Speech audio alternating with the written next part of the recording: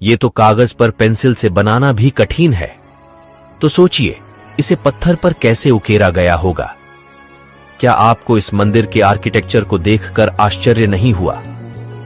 हमारे प्राचीन पूर्वज जो धोती कुर्ता पहने वाले इंजीनियर थे, वह इतने विकसित थे, तो हमें यह क्यों बताया गया कि अंग्रेज भारत आए तब हम विकसित हुए? इसे देखने के बाद भी अगर आप वामपंथी इतिहासकारों के डॉक्टर षड्यंत्रों का अंदाजा नहीं लगा पाए, तो आपका स्वाभिमान अंदर ही अंदर मृत हो रहा है। यह प्रतिमा प्राचीन मंदिर के एक स्तंभ पर निर्मित है। 0.5 मिमी व्यास से कम पतली छड़ी को इस प्रतिमा के एक कान में प्रवेश कराने पर छड़ी का दूसरा सिरा दूसरे कान से होकर बाहर निकल जाता है। क्या आप बता सकते धोती कुर्ता पहनने वाले प्राचीन इंजीनियरों ने यहाँ किस तरह की टेक्नोलॉजी का इस्तेमाल किया होगा? भारतवर्ष के हिंदू मंदिर की भव्यता देखिए।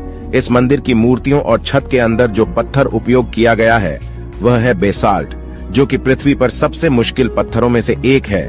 इसे आज की आधुनिक डायमंड इलेक्ट्रॉन मशीन ही काट सकती है, वह भी केवल 1 इंच प्रति घंटे की दर से। अब आप सोचिए कैसे इन्होंने 900 साल पहले इस पत्थर पर इतनी बारीक कारीगरी की है।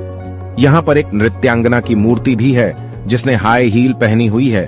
सबसे ज्यादा अगर कुछ आश्चर्यजनक है वह है इस मंदिर की छत। यहाँ पर इतनी बारीक कारीगरी की गई है जिसकी सुंदरता देखते ही बनती है। मंदिर की बाहर की तरफ जो पिलर लगे हुए हैं उन पर कारीगरी देखिए। दूसरा, उनकी चमक और लेवल में कटाई। मंदिर के प्रांगण में एक नंदी भी है जो भी इसी पत्थर से बना हुआ है, और उस पर जो कारीगरी की हुई है वह भी बहुत अद्भुत है। ये जो फोटो आप देख रहे हो आपके स्क्रीन पर 6000 वर्ष पुराना है। दरबंद ई बेलुला चट्टान में मिला, वह भी इराक में। यह फोटो भगवान राम की है। इस चित्र में एक राजा को दिखाया गया है जिसके हाथ में धनुष और तीर है। चित्र को गौर से देखिए, नीचे की तरफ जिसमें हनुमान जी की छवि दिखाई दे रही है। इतिहास में कुछ तो है जो हमसे दूर है।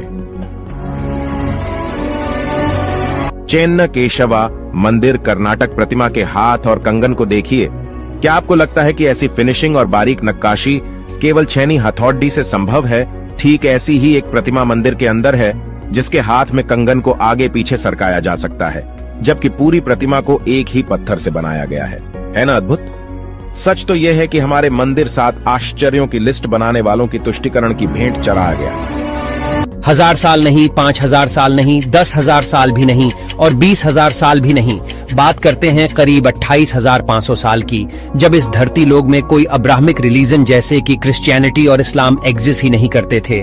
बात हो रही है कल्प विग्रह की। साल 1859 में नेपाल में शिव जी की एक ऐसी सॉलिड ब्रोंज से बनी मूर्ति मिलती है जिसे जब यूनिवर्सिटी ऑफ कैलिफोर्निया में रेडियो कार्बन डेटिंग की जाती है तो यह पता चलता है कि यह मूर्ति करीब 26,000 साल से 28,000 साल पुरानी हो सकती है, जो पूरे हिंदू इतिहास में धरती पर मिला सबसे पुराना लॉर्ड शिवा का आइडल था।